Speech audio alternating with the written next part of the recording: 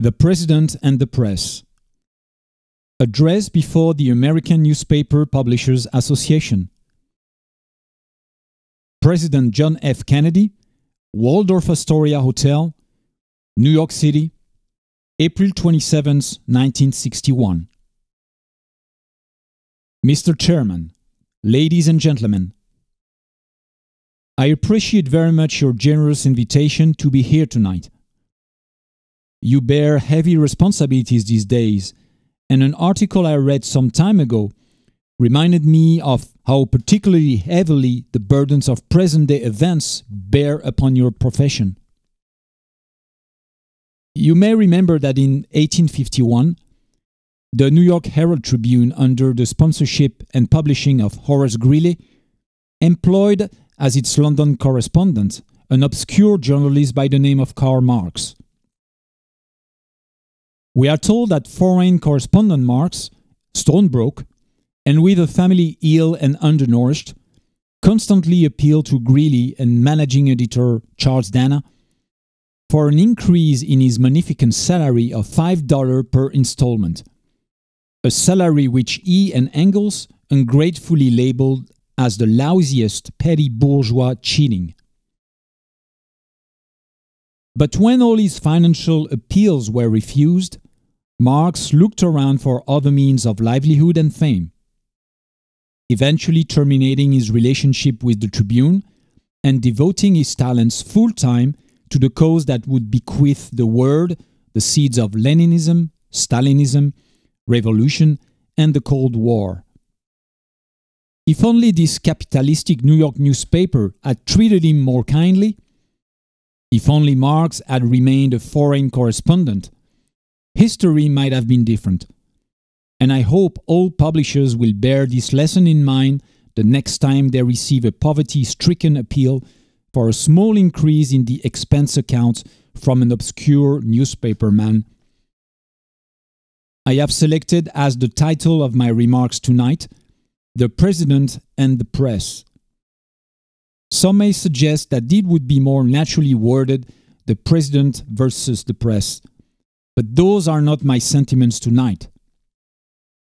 It is true, however, that when a well-known diplomat for another country demanded recently that our State Departments repudiate certain newspaper attacks on his colleague, it was unnecessary for us to reply that this administration was not responsible for the press, for the press had already made it clear that it was not responsible for this administration. Nevertheless, my purpose here tonight is not to deliver the usual assault on the so-called one-party press. On the contrary, in recent months, I have rarely heard any complaints about political bias in the press, except from a few Republicans. Nor is it my purpose tonight to discuss or defend the televising of presidential press conferences. I think it is highly beneficial to have some 20 million Americans regularly sitting on these conferences to observe, if I may say so, the incisive, the intelligent, and the courteous qualities displayed by your Washington correspondents. Nor, finally, are these remarks intended to examine the proper degree of privacy which the press should allow to any president and his family. If in the last few months your White House reporters and photographers have been attending church services with regularity, that has surely done them no harm. On the other hand, I realize that your staff and wire service photographers may be complaining that they do not enjoy the same green privileges at the local golf courses that they once did. It is true that my predecessor did not object as I do to pictures of one's golfing skill in action. But neither, on the other hand, did he ever been a Secret Serviceman. My topic tonight is a more sober one of concern to publishers as well as editors. I want to talk about our common responsibilities in the face of a common danger. The events of recent weeks may have helped to illuminate that challenge for some, but the dimensions of its threat have loomed large on the horizon for many years. Whatever our hopes may be for the future, for reducing this threat or living with it, there is no escaping either the gravity or the totality of its challenge to our survival and to our security. A challenge that confronts us in unaccustomed ways in every sphere of human activity. This deadly challenge imposes upon our society two requirements of direct concern, both to the press and to the president. Two requirements that may seem almost contradictory in tone, but which must be reconciled and fulfilled if we are to meet this national peril. I refer first to the need for a far greater public information, and second, to the need for a far greater official secrecy. The very word secrecy is repugnant in a free and open society. And we are, as a people, inherently and historically opposed to secret societies, to secret oaths, and to secret proceedings. We decided long ago that the dangers of excessive and unwarranted concealment of pertinent facts far outweighed the dangers which are cited to justify it. Even today, there is little value in opposing the threat of a closed society by imitating its arbitrary restrictions. Even today, there is little value in ensuring the survival of our nation if our traditions do not survive with it. And there is very grave danger that an announced need for increased security will be seized upon by those anxious to expand its meaning to the very limits of official censorship and concealment.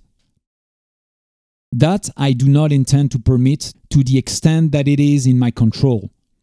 And no official of my administration, whether his rank is high or low, civilian or military, should interpret my words here tonight as an excuse to censor the news, to stifle dissent, to cover up our mistakes, or to withhold from the press and the public the facts they deserve to know. But I do ask every publisher, every editor, and every newsman in the nation to re-examine his own standards and to recognize the nature of our country's peril. In time of war, the government and the press have customarily joined in an effort based largely on self-discipline to prevent unauthorized disclosures to the enemy. In time of clear and present danger, the courts have held that even the privileged rights of the First Amendment must yield to the public's needs for national security. Today, no war has been declared, and however fierce the struggle may be, it may never be declared in the traditional fashion. Our way of life is under attack. Those who make themselves our enemy are advancing around the globe. The survival of our friends is in danger. And yet, no war has been declared. No borders have been crossed by marching troops. No missiles have been fired. If the press is awaiting a declaration of war before it imposes the self-discipline of combat conditions, then I can only say that no war ever posed a greater threat to our security. If you are awaiting a finding of clear and present danger, then I can only say that the danger has never been more clear and its presence has never been more imminent. It requires a change in outlook, a change in tactics, a change in missions, by the government, by the people, by every businessman or labor leader, and by every newspaper. For we are opposed around the world by a monolithic and ruthless conspiracy that relies primarily on covert means for expanding its sphere of influence, on infiltration instead of invasion, on subversion instead of elections, on intimidation instead of free choice, on guerrillas by night instead of armies by day. It is a system which has conscripted vast human and material resources into the building of a tightly knit, highly efficient machine that combines military, diplomatic, intelligence, economic, scientific, and political operations. Its preparations are concealed, not published. Its mistakes are buried, not headlined. Its dissenters are silenced, not praised. No expenditure is questioned. No rumor is printed. No secret is revealed. It conducts the Cold War, in short, with a wartime discipline no democracy would ever hope or wish to match. Nevertheless, every democracy recognizes the necessary restraints of national security, and the question remains whether those restraints need to be more strictly observed if we are to oppose this kind of attack, as well as outright invasion. For the facts of the matter are that these nations' foes have openly boasted of acquiring through our newspapers information they would otherwise hire agents to acquire through theft, bribery, or espionage. That details of these nations' covert preparations to counter the enemy's covert operations have been available to every newspaper reader, friends or foe alike. That the size, the strengths, the location, and the nature of our forces and weapons, and our plans and strategies for their use have all been pinpointed in the press and other news media to a degree sufficient to satisfy any foreign power, and that, in at least one case, the publication of details concerning a secret mechanism whereby satellites were followed required its alteration at the expense of considerable time and money. The newspapers which printed these stories were loyal, patriotic, responsible, and well-meaning. Had we been engaged in open warfare, they undoubtedly would not have published such items. But in the absence of open warfare, they recognize only the tests of journalism and not the tests of national security. And my question tonight is whether additional tests should not now be adopted. The question is for you alone to answer. No public official should answer it for you. No governmental plan should impose its restraints against your will. But I would be failing in my duty to the nation in considering all of the responsibilities that we now bear and all of the means at hand to meet those responsibilities if I did not commend the problem to your attention and urge its thoughtful consideration.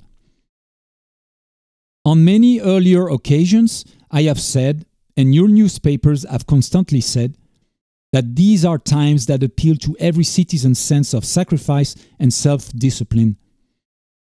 They call out to every citizen to weigh his rights and comforts against his obligation to the common good.